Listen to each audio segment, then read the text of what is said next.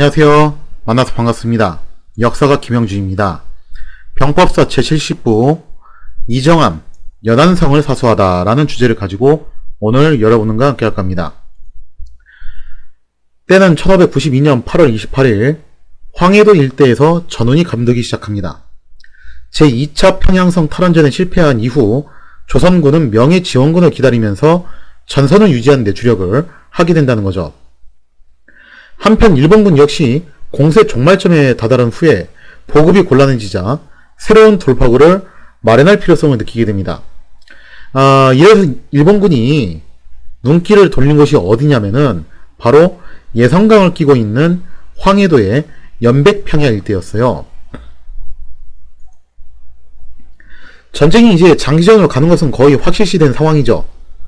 자, 상황이 이렇게 되자 일본군은 좀 더 많은 군량을 수급해야 될 필요성을 느끼게 되었다는 겁니다.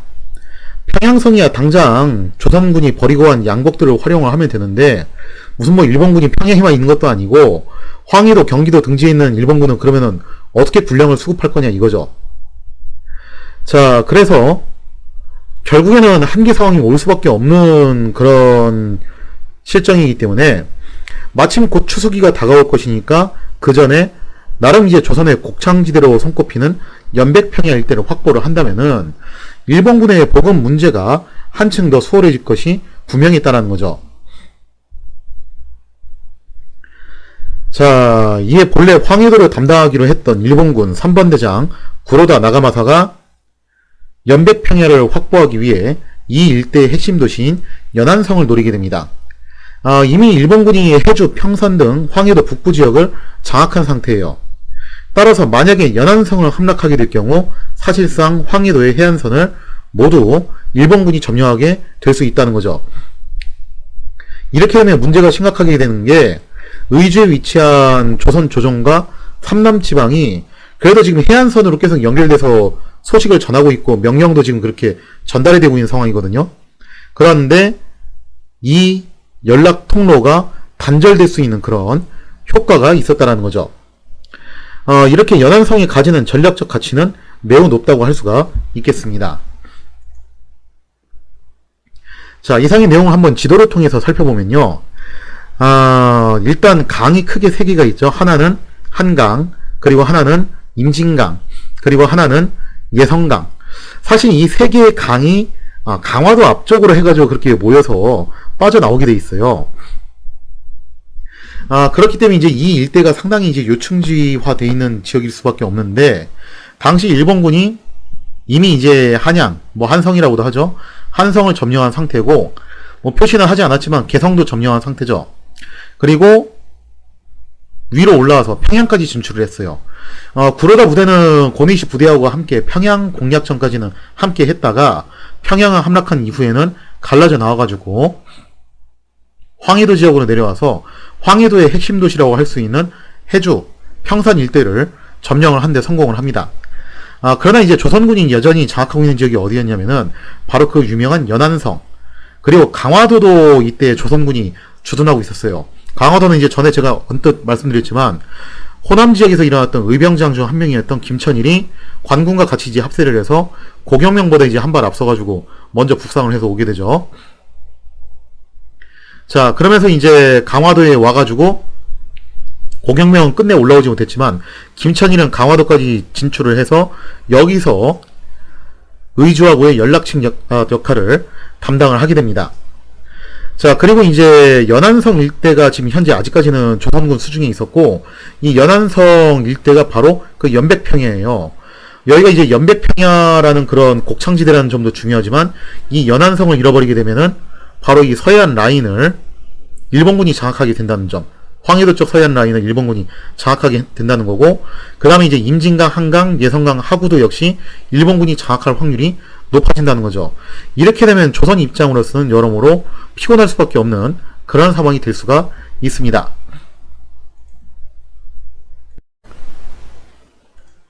자, 이렇게 해서 연안성을 두고서 조선군과 일본군 사이에서 한판 승부가 벌어지게 됐는데, 연안성은 과거 해유령 전투에서 승전을 거둔 신각이 부임했던 지역이에요. 바로 그 신각이 여기 부임을 했던 적이 있었거든요. 그리고 신각은 청주성 탈환의 수훈이었던 조원과 또 친분이 두터웠습니다. 이 스토리가 좀 이런 식으로 연결이 되는 거예요. 그래서 조원은 가장 대표적인 매파였고 주전론자였거든요. 그죠? 그래서 전쟁에 대해서 대비해야 된다라고 강력하게 주장했던 인물 중 하나예요. 그런 조원과 신각이 친분이 있다 보니까 당연히 신각이 바로 이 연안성에 부임을 했을 때 조원이 계속 충고를 해요. 조만간 전쟁이 일어날 거니까 당신이 연안성에서 전쟁 준비를 착실하게 해둬야 된다. 그리고 또 신각은 조원의 충고에 따라서 정말로 전쟁 준비를 아주 충실하게 해놓습니다. 이 때문에 연안성은 황해도의 다른 지역들과 달리 임전태세가 굉장히 잘 거쳐지게 되었다는 거죠. 성벽도 튼튼하고 해자도 깊고 또 비상시를 대비해서 연못도 파놓고 무기와 식량도 상당히 적재되어 있는 임전태세가 상당히 잘 거쳐져 있는 성으로 남아있게 됐다는 거예요. 조원과 신각 두 분 다 지금 여기서 고인이 되셨지만 어쨌든 두 분이 이렇게 해서 굉장히 귀중하고 값진 선물을 남겨놓고 갔다라는 거예요. 그래서 당시 분조로 이끌고 있던 세자 광해군은 이정함이라는 인물을 초토사로 임명해서 황해도 일대의 방어 총책을 맡긴 상태였고, 그래서 이정함이 이미 이제 해주 평상 일대는 일본군에게 넘어갔기 때문에 연안성을 중심으로 이곳에서 황해도 수복작전을 꾀하고 있었다라는 겁니다. 그러나 일본군의 분세가 원체 압도적이었고 황해도의 여타 지역 상당수가 이미 일본군에게 넘어간 터였기 때문에 연안성 주민들의 사기가 그다지 높지는 못했어요. 왜냐면 임전태세가 아무리 잘 거쳐졌다 하더라도 사실 전투 경험이 별로 없잖아요. 그죠? 원체 여기는 내륙 지역이고, 그래서 주민들 입장에서는 아니 이미 주변 지역이 일본군에게 다 넘어갔다는데 아무리 준비를 해놨어도 그렇지 우리 혼자서 그 막강한 일본군을 상대로 버틸 수 있는 게 맞냐 하는 의구심이 드는 거예요. 자, 그리고 여기서 대규모 일본군이 연안성으로 밀고 들어온다는 소식을 듣게 되자 연안성 사람들은 아주 그 흉흉한 소문을 들으면서 이미 전의를 상실했다는 거죠. 그래서 이미 이정함의 측근들은 이정함에게 성을 버리고서 훗날을 도모하자고 건의를 하는 그런 지경까지 이르게 됩니다. 자, 그러나 이정함은 절대 연안성을 포기할 생각이 없었어요. 그래서 이정함은 오히려 눈물을 흘리면서 자신은 일본군을 초토라는 명을 받은 초토사이기 때문에 결코 물러설 수 없다면서 항전을 호소하게 되었다는 거죠. 이정함은 부장들에게 나를 믿고 연안으로 몰려온 백성들이 이미 많은데 어떻게 그들을 버리고 도망갈 수 있냐 하면서 항전을 할 것을 설파하게 됩니다. 그러면서 이런 말까지 해요. 정 자신과 뜻을 함께하지 않을 생각이면은 말리지 않겠다. 떠날 사람은 떠나도 좋다. 이런 초강수까지 뒀다는 거죠. 자, 그러면서 이제 이정함은 자신의 지휘부 뒤에다가 인화 물질들을 쌓아놓고 노복으로 하여금 횃불을 들고 서 있게 합니다. 이게 무슨 의미냐? 만약에 성이 함락될 위기에 처하면은 여기에 불을 질러라. 그렇게 해서 자신은 이곳에서 폭사를 해가지고 성과 함께 운명을 같이 하겠다는 것을 그 의지를 이제 강하게 내비쳤다라는 거죠.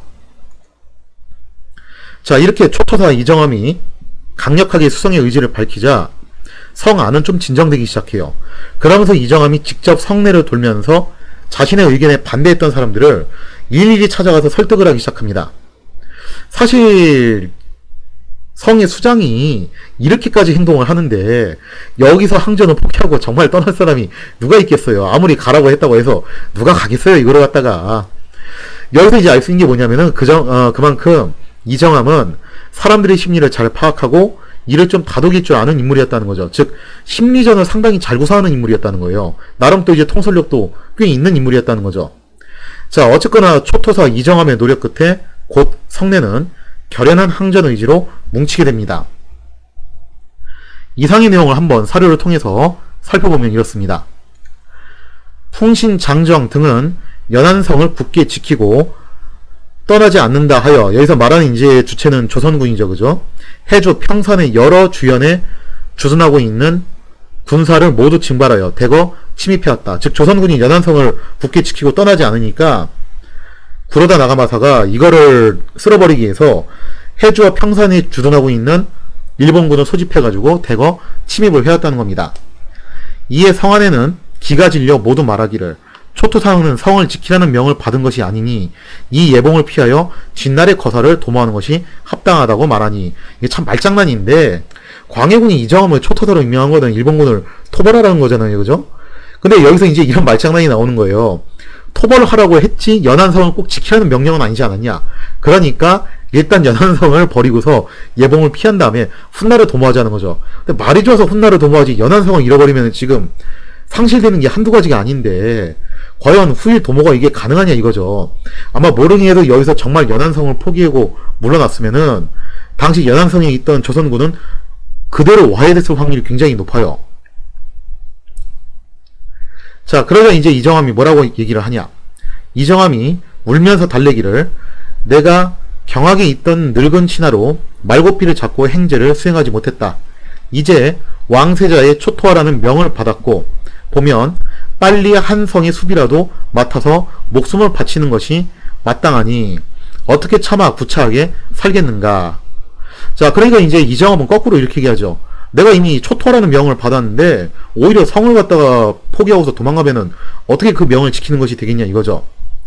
그리고 주민을 이끌어 성으로 들어오게 하였다가 적이 왔다고 해서 버리는 짓을 내가 어찌 참아 하겠는가 이거죠. 물론 뭐 성을 버린다는 게 자기만 빠져나가는 게 아니라 주민들도 소개시킨다는 건데 연안성을 잃어버린 주민들이 어디로 가겠냐 이거예요. 어차피 오갈 데도 없는 시세인데. 자, 그래서 뭐라고 얘기를 하냐면은 명령을 내리기를 함께 죽고 싶지 않은 자는 마음대로 빠져나가라 하면서 이렇게 초강수를 두게 됩니다. 자, 그리고 노복을 시켜 섭을 쌓고 횃불을 가지고 기다리게 하면서 경계시키기를 적이 만약 성에 오르거든, 여기서 말하는 건 단순히 성에 오른다는 게 아니라 성이 함락된다는 것에 대한 좀 관용적인 표현이죠. 나는 여기에 앉아있을 것이니 너는 즉시 태워서 적의 손에 내가 더럽게 죽지 않도록 하라. 즉 만약에 이제 성이 함락될 것 같으면은 폭살을 하겠다라는 겁니다. 자, 이렇게 이제 강력한 의지를 한번 내보인 다음에 의견을 달리하는 인사는 타일러서 보내니 종사관 우준민이 나가서 군중에게 거듭 약속을 밝히고 마음과 힘을 합하기로 맹세하자 군중이 감동하고 분격해서 일제히 외치기를 대장이 죽기로 결단하는 판에 우리들이 어찌 살기를 도모하려 하였다. 그러니까 이정함이 정말 대단한 게 뭐냐면은 야, 시키면 시킨 대로 해, 까라면 까, 그게 아니라 자기가 먼저 이렇게 강력하게 의지를 먼저 보여주고 또 일일이 찾아가서 설득을 했다는 거예요. 이 작업이 굉장히 중요해요. 그렇게 하면서 성중에 있는 사람들이 전부 한마음 일심동체가 돼가지고 항전의 의지를 다졌다라는 거죠. 즉 조언과 신각의 노력으로 이미 연안성은 강력한 수비 태세를 갖추는 성이에요. 거기서 이제 중요한 것은 물질적인 게 아니라 심리적인 건데 이정함이 바로 그 심리적인 요인도 완벽하게 다잡는 데 성공을 하게 됐다는 거죠.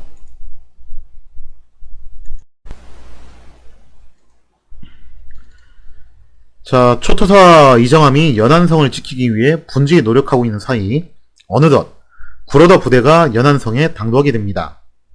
구로다는 지금껏 그래왔듯이 조선군의 얘기만 꺾어놓으면은 손쉽게 붕괴될 것이라고 봤어요. 사실 여기까지 올라왔을 때 조선군의 행동이 되게 그랬잖아요. 그죠? 일본군이 한번 딱 과감하게 반자의 돌격 가면은 그냥 산이 무너지고 하수가 터지듯이 우르르 붕괴돼가지고 도망가는 그런 굉장히 오합지졸스러운 모습을 여러 차례 보여줬다는 거예요.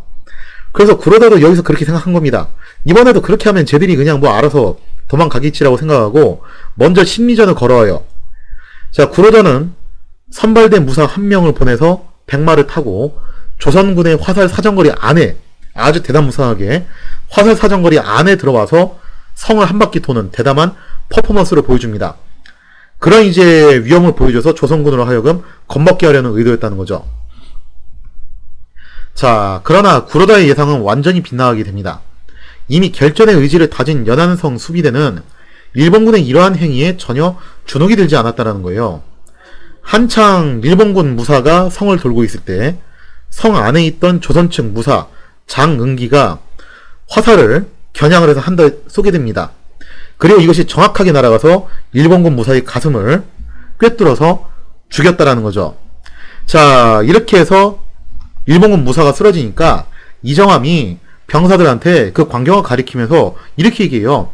자, 봐라, 일본군이 저렇게 오만방자하게 굴다가 쓰러지지 않았냐, 이것은 바로 적군이 패배할 징조다라고 외쳤고, 역시 심리전을 좀 할 줄 알아요, 이분이.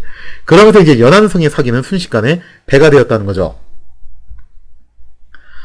자, 그러면서 이제 구로다는 진짜 어떻게 보면은 역효과를 보게 된 건데, 하여튼 이 연안성 전투는 역관광으로 시작해서 역관광으로 끝나는 전투인데, 그러다는 연안성 수비대의 사기를 꺾기 위해서 걸었던 심리전이 도리어 역효과로 보게 되자 분통이 터졌다는 거죠.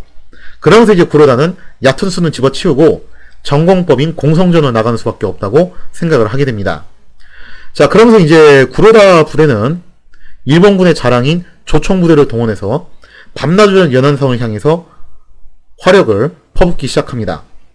그러나 초토사 이정함은 이에 굴하지 않고 태연한 모습으로 성을 순시하면서 진도지휘를 했고, 특히 중요한 게 뭐냐면 사격 통제를 했다는 거예요. 마구잡이로 활을 쏘지 않고 적이 사정거리에 들어올 때까지 기다렸다가 사정거리에 들어오면은 일제히 사격해서 잡는 방식으로 사격 통제를 철저히 했다는 거죠. 자, 이렇게 조선군이 굉장히 체계적으로 방어전을 수행을 하는 데다가 원체 연안성이 또 임전태세가 잘 돼 있었어요. 거기다가 이정함의 노력으로 인해서 사기도 상당히 충천한 상태였다는 거죠. 그래서 8월 28일부터 시작했던 일본군의 연안성 공성은 며칠간 계속됐지만 쉽사리 진도를 빼기가 어려웠다는 겁니다. 그러니까 이게 뭐 삼국지 게임처럼 그냥 순식간에 성 하나 따먹고 그게 안 돼요. 공성전이라는 게 만만치가 않은 작업이거든요. 자, 그래서 이제 연안성 수비대가 결전의 의지가 굳건할 뿐만 아니라 초토사 이정함의 침착한 지휘로 한치도 물러섬 없이 성을 수비해 나갔기 때문에 연안성은 굳건히 지켜질 수 있었고, 연안성 수비대는 문짝과 다락을 뜯어서 계속 성벽을 보강해 나가요.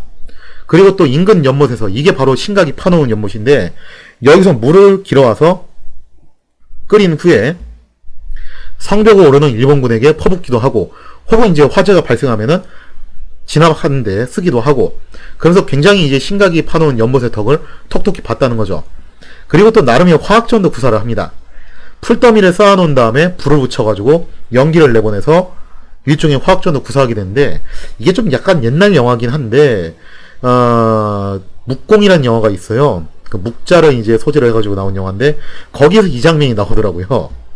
자, 아무튼 이런 식으로 이제 화학전까지 구사를 하면서 연안성은 굳건히 버티기 시작을 하죠. 자, 근데 일본군도 역시 만만치 않습니다. 일본군도 역시 굴하지 않고 맹렬한 기세로 돌격해서 연안성인 참호를 메우고 각종 공성장비를 동원해서 밀고 들어가기 시작합니다. 이에 연안성 수비대는 횃불을 던져서 참호를 메운 풀들을 태워버리고 무거운 돌과 통나무를 던져서 성벽을 부수는 공성장비들을 파괴하기 시작해요. 여기서 이제 무거운 돌과 통나무는 단순히 일회용으로 던지는 용도보다도 그런 식으로 썼을 확률이 높아요. 일종의 이제 도르래 같은 것을 갖다가 장착을 해가지고 밑으로 떨어뜨려서 박살낸 다음에 다시 끌어올리는 거죠. 이건 영화 안시성에서도 묘사가 되는데, 이런 식의 수성 장비도 분명히 있어요. 그러니까 이런 게 있다는 거는 미리 준비를 굉장히 철저하게 해놨다는 것을 의미하는 거죠. 자, 그러자 일본군은 그 사이 연안성 남산에다가 설치한 공성탑에 올라가서 성을 굽어다 보면서 사격을 가기 시작합니다. 또 일본군이 전국시대에 많이 활용했던 공성전의 주특기가 나오는 거죠. 이게 맨 처음에 일어났던 부산포 전투가 이런 식으로 이제 당했던 거잖아요. 자, 그러자 여기에 대해서 조선군은 안시성하고 똑같은 모습이 나오는데 흑담을 높이 쌓아가지고 역시 또 철벽 방어를 선보이게 되었다라는 거죠. 이상의 내용을 사료를 통해서 살펴보면 이렇습니다. 적이 드디어 성을 포위하였다. 한 장수가 흰 길을 등에 지고 백마를 타고는 성을 돌며 두루 살피던 중에 기가 갑자기 바람에 넘어졌다. 무사 장흥기가 그것을 보고 화살 한 대를 쏘아 가슴을 끼워 주겠다. 그러니까 이게 정찰의 목적으로 왔을 수도 있겠지만 사실 화살 사정거리 안에 들어가지고 지금 이렇게 백마 타고 눈에 띄는 백마를 타고서 도는 거거든요. 이거는 기선제압을 하기 위해서 온 심리전이었겠죠. 근데 조선군이 여기에 넘어가지 않고 바로 그 무사를 쓰러뜨린 겁니다. 그러자 이정함이 좌우로 가리키며 말하기를 이것은 적이 패할 징조이다 하였다. 그러면서 이제 조선군의 사기가 충천하게 됩니다. 적이 밤낮으로 공격하며 수천 개의 조총으로 일제히 사격하니 연기가 자욱하고 탄환이 비오듯 하였다. 공성전이 상당히 치열하게 이뤄졌음을 보여주는 대목이겠죠. 그러나 이정함은 태연 제약한 모습으로 성곽키를 지키는 자에게 명하여 경솔히 활을 쏘지 말고 적이 성에 기어오르거든 반드시 쏘아주기도록 하였다. 즉 통제 사격을 했다는 거예요. 그리고 문짝 다락 등을 뜯어 방패로 삼고 쌓아둔 풀을 묶어 횃불을 만들고, 이게 좀 전에 설명드린 그 화학전이에요. 가마솥을 버려두고 물을 끓여두며 늙은이, 어린이, 부녀잘 것 없이 모두 그 일에 달려들도록 하였다. 즉, 군 관민이 혼연일체가 돼서 싸운 건데, 이것도 이정함이 그만큼 민심을 얻었기 때문에 가능했던 이야기라는 거죠. 적이 시초를 참호에 채우고 올라오면 횃불을 던져 태우고, 적이 긴 사다리로 성에 오르거나 판자를 치고 성을 훼손시키면 나무와 돌로 부수고 끓는 물을 퍼붓게 하니 죽지 않는 자가 없었다. 적이 남산에다 높은 다락을 세워 판자 벽에 구멍을 내고 내려다보며 쏘니 성 안에서도 이에 대응하여 흑담을 막아 싸웠다 하면서 굉장히 치열한 공성전이 벌어지고 있음을 계속 이제 기술하고 있죠.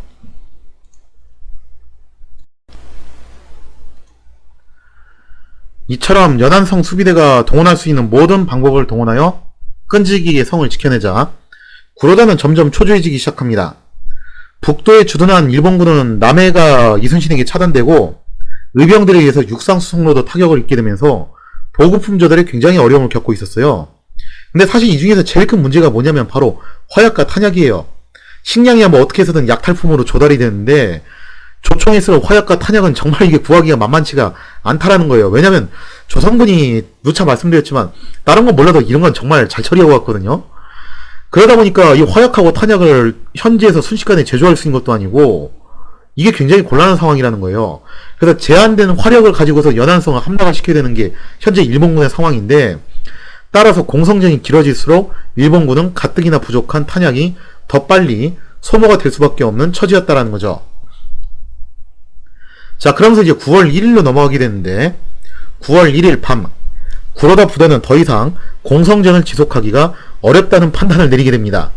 그러면서 이제 마지막 최후의 공습을 가하게 돼요. 그날 밤에 야습을 가하고 이 야습이 성공하면은 좋은 거고 실패하면은 이거는 어쩔 수 없이 퇴각을 해야 되는 거다. 그러면서 이제 마지막 야습으로 승부를 보게 되는데, 자, 구로다 부대가 야암을 틈타서 선발된 부대를 보내 최후의 공세를 감행했지만 이 역시 미리 대비하고 있던 조선군에게 막히게 되었다는 거죠. 왜냐면 조선군도 바보가 아니기 때문에 대강 감지했을 거예요. 쟤들 딴 건 몰라도 이제 화약은 좀 딸릴 것이고, 그렇게 조총을 쏴댔으니까 이제 슬슬 조총이 화약과 탄환이 떨어지게 될 것이다. 그러면은 모르긴 해도 오늘이나 내일 정도가 마지막 전투가 아닐까? 그러면은 한 이때쯤 가면은 밤에 경계태세를 안 갖추겠냐 이거죠. 또 이정함이 또 어리어리한 사람이면은 또 그럴 수도 있겠는데 지금까지 하는 행동 보면은 절대 안 그렇잖아요, 그죠? 분명히 이날 밤에 대비를 했을 거예요. 아마 오늘 밤 거의 10중 8구 야습이 올 거다. 그러니까 대비를 하자. 그런 식으로 이제 대비하고 있었겠죠. 그래서 이제 이 연안성 전투는 처음부터 끝까지 역강강으로 시작해서 역강강으로 끝난 전투인데, 거꾸로 조선군이 야습을 걸어오는 일본군을 대비하고 있다가 화공을 가합니다. 그러면서 이제 일본군 야습 부대를 완전히 섬멸을 해버리면서 결국 구로다 부대의 최후의 공세는 이렇게 좌절이 되고 말았다는 거죠. 자, 9월 2일 날이 밝자 구로다는 더 이상 공성전을 지속하기 힘들다는 것을 인정을 하고 퇴각을 결정하게 됩니다. 그간 치열한 공성전 끝에 결국 일본군은 우려했던 대로 탄약이 바닥나 버렸다는 거죠. 구로다 부대는 전사자들의 시신을 급한 대로 이제 수습을 한 다음에 퇴각을 단행했고, 이를 본 초토사 이정함, 왜 퇴각한지 대강 알잖아요, 그죠? 저것들 지금 탄약 다 떨어져서 가는 거다. 그러면 여기서 어떻게 하는 겁니까? 도망치는 적을 향해서 후방에 똥침을 날려주는 것이 병법의 기본 아니냐 이거죠.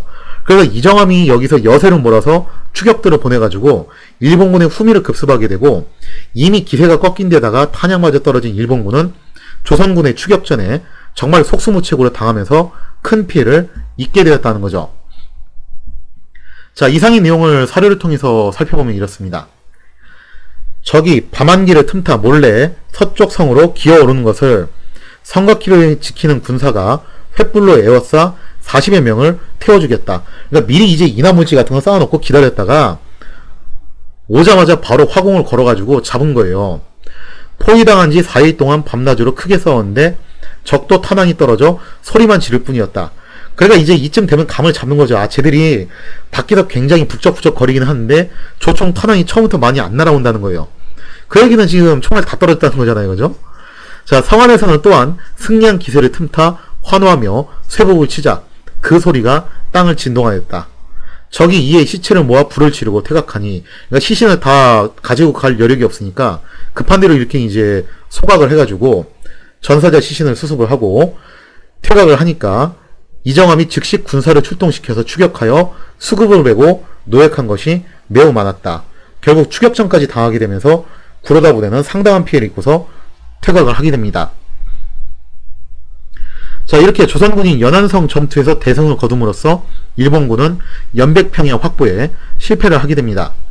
이는 가뜩이나 공세 종말점에 달한 일본군의 보급선에 정말 초비상이 걸렸다는 것을 의미해요. 근데 여기서 이제 재밌는 게 뭐냐면은, 그럼 이정함이 거둔 업적이 정말 엄청나잖아요? 그런데 이정함이 이렇게 엄청난 전공을 세웠음에도 불구하고 조정에 보낸 보고서가 정말 위험이 있는데 한 줄짜리 보고서를 보내요. 이분이 진짜 참 재밌어요. 이런 거 보면은. 그 한 줄짜리 보고서에 뭐라고 써놨냐면은 적이 며칠간 성을 포위했다가 돌아갔다라고만 그렇게 쓴 거예요.